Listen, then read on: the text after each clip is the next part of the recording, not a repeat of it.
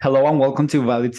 My guest today is David Henzel, the CEO of UpCoach and founder of several other companies, ranging from sales development to outsourcing for e-commerce and SaaS. David is passionate about helping individuals and organizations reach their full potential. He's a serial entrepreneur, successful founder, and he also runs a peak performance group coaching for entrepreneurs. David, welcome to the show. Thanks for having me. It's great to have you here.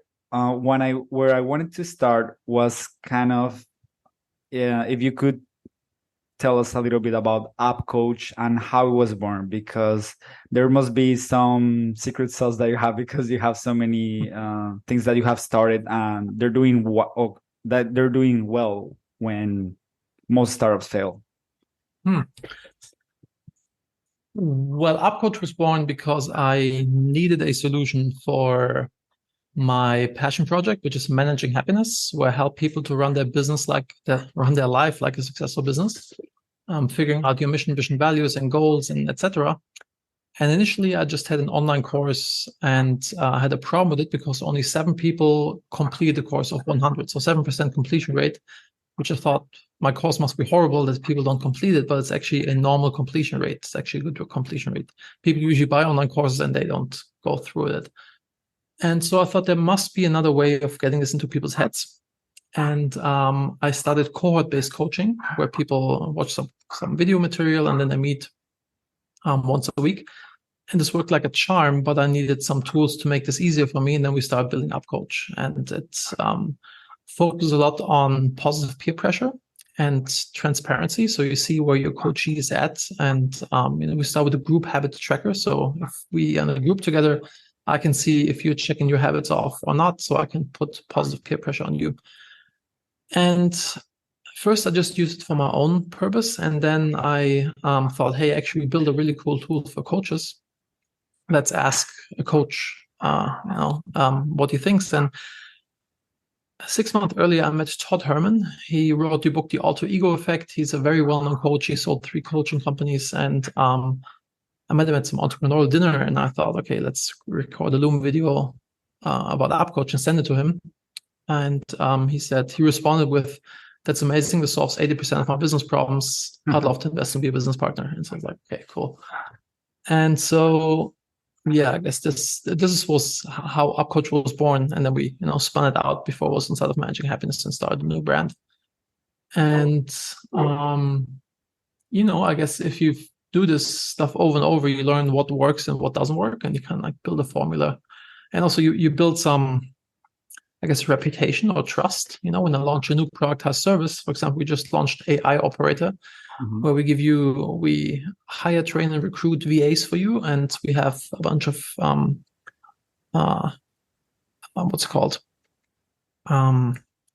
prompts, AI prompts, like ChatGPT prompts, etc.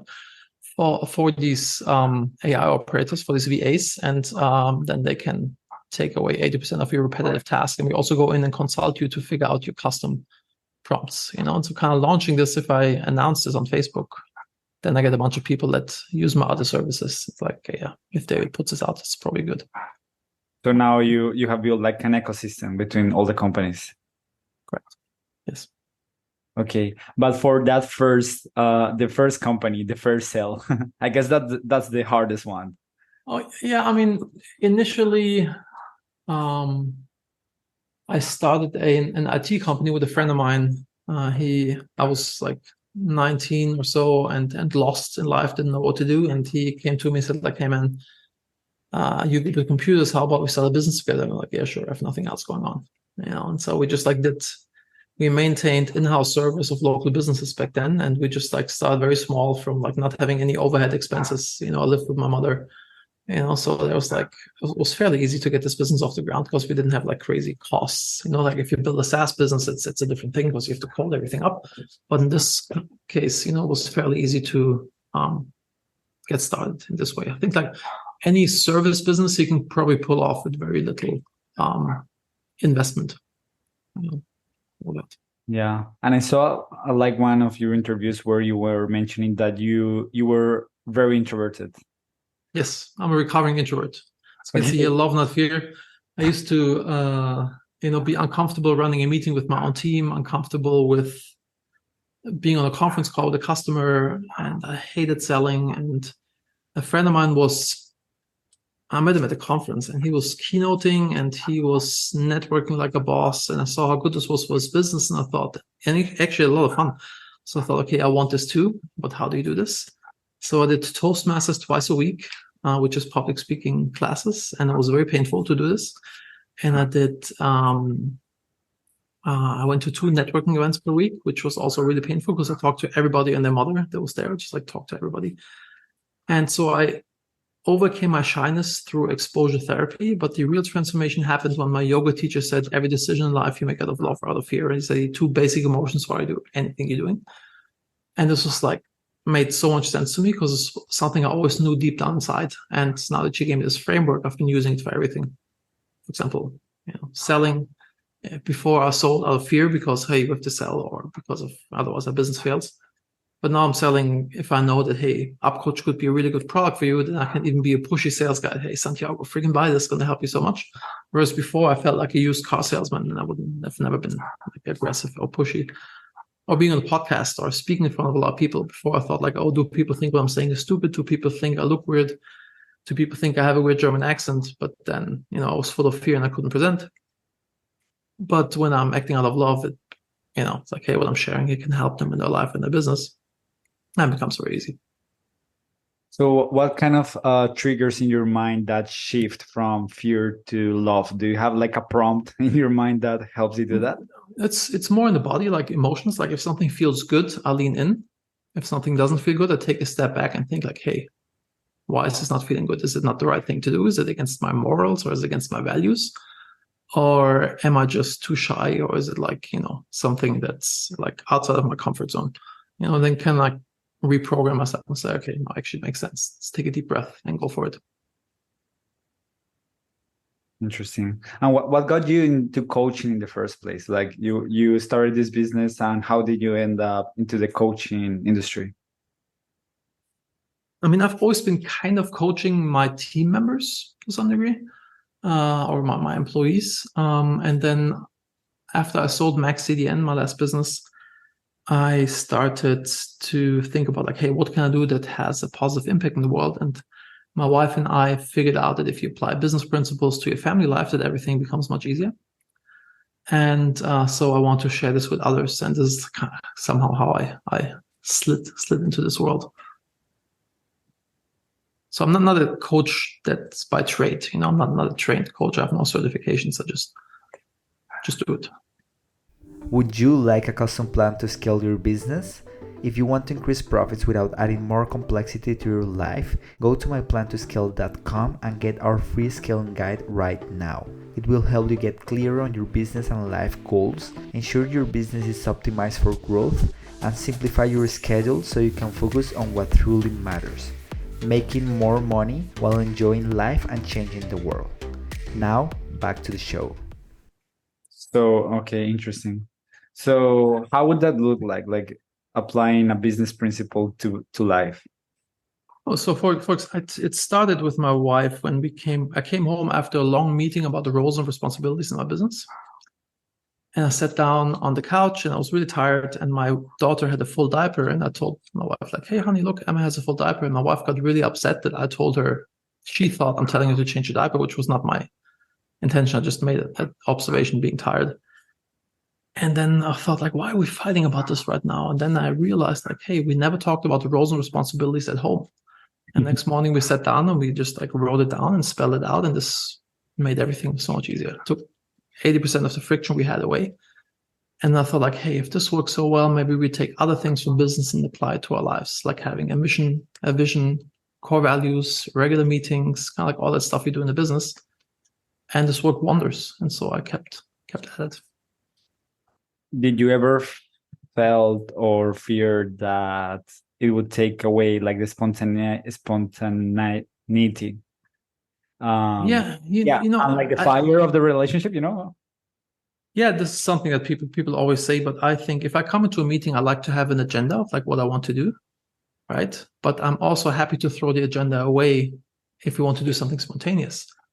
but only if the spontaneous is better than what we have on the agenda. Because otherwise, you always have a good, agenda. You have a good thing to fall back on. And let's say you with your girlfriend or your wife, I'm not sure if you're married, on the weekend, you want to watch Netflix. And if you just like sit down, then kind of like browse through Netflix, you probably may end up both on your phones and not watch anything. Yeah. But if you make a plan and, one of you research something that's good, and then you just like sit down to watch this movie, then you enjoy this movie together. You know what I mean? So kind of like having an agenda, you're more likely to succeed or have fun versus if you just drift like a leaf in the wind. Yeah, interesting. So that's like kind of also the principle behind upcoach, right? Like systematizing the way students. Well, upcoach is systematizing a coaching business. So upcoach has no content itself. Mhm. So you as the coach that uses it puts the content in. So how does it work? I mean, is a software, is a platform, or do they get training some type of way? I mean, we have a community and we have like training videos on like how to use it, but you could see it as let's Salesforce for coaches, so to say. It's like a platform where you can kind of like bring lots of blocks. We call them building blocks together. Let's say in your coaching business, you need a course because you want people to watch courses. You need a habit tracker. You want to give them tasks like simple task management, or there's plenty of little tools that you can use, a lifeline, a wheel of life, or whatever coaching tool you need. We have in there, and then you can kind of plug it into, let's say we call it the program, which is like the homepage of your coachee where he logs in. Interesting. Yeah. And I saw that a lot of companies have received it, like Scalable and yes, yeah, we have like 5,500 coaches currently on the platform. Interesting. Yeah. So I want to talk a little bit more on the personal side. So the concept of North Star, what has worked for you, or what have you seen that works for people in order to find it? Because I think that's such a big thing that makes entrepreneurs maybe fall into shiny object syndrome and all these things. Yep. Something that works really well is the exercise from 7 Habits of Highly Effective People from Stephen Covey, which is the funeral exercise. We basically imagine yourself on your deathbed. I had this experience actually. I imagined myself on my deathbed, looking back at my life, thinking, did I really do what I was supposed to do? Did I have the impact I wanted to have? And it's like a really powerful exercise. Or you can kind of write your own eulogy. Imagine like, all your loved ones are there and giving a speech about you, and like, what would you want them to say? And this can help you to get you some clarity on what actually really matters to you. Yeah, but so how because I have done this, and a lot of times is very general ideas like what matters to me is to be with people I love and doing the things that I want. Is there a way to translate that into like daily things that you need to do? I mean, first of all, you don't need to do anything. It's like you want to do, because like needing comes from a place of fear. Oh, I have to do this. I have to do my homework. No, I want to do my homework to get better at XYZ, right? So it's different angle. And one thing that comes to mind is Ikigai. Are you familiar with the Ikigai concept? Yes. So you can kind of like find for the listeners who are not familiar with it, you can imagine 4 circles, and one is like what you can be paid for, what the world needs, what you love, and what you're good at. And then kind of like in the middle of like where these circles meet, this is your Ikigai.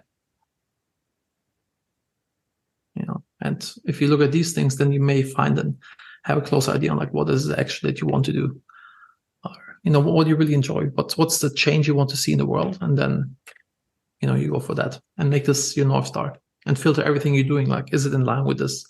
Have your core values? Are the things that I'm doing right now in line with my core values? And do you ever experience like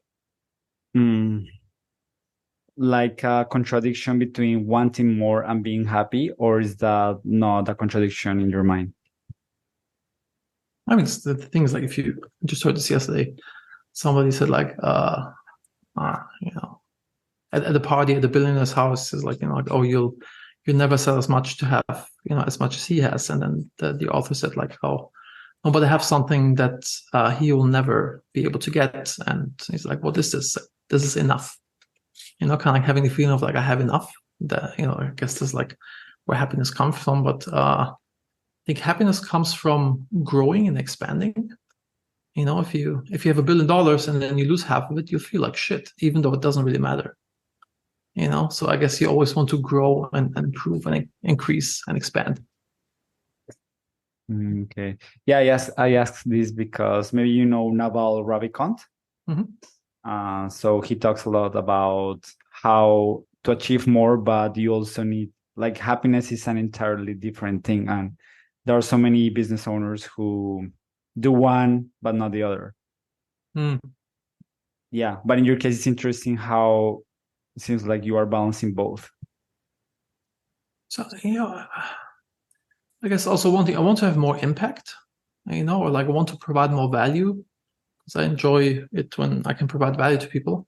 And the cool thing is money is a side effect of providing value, and then you just like get it back and then you have like more energy, more resources to do other stuff, right? Yeah. So in the end, they're connected for you. Yeah, definitely.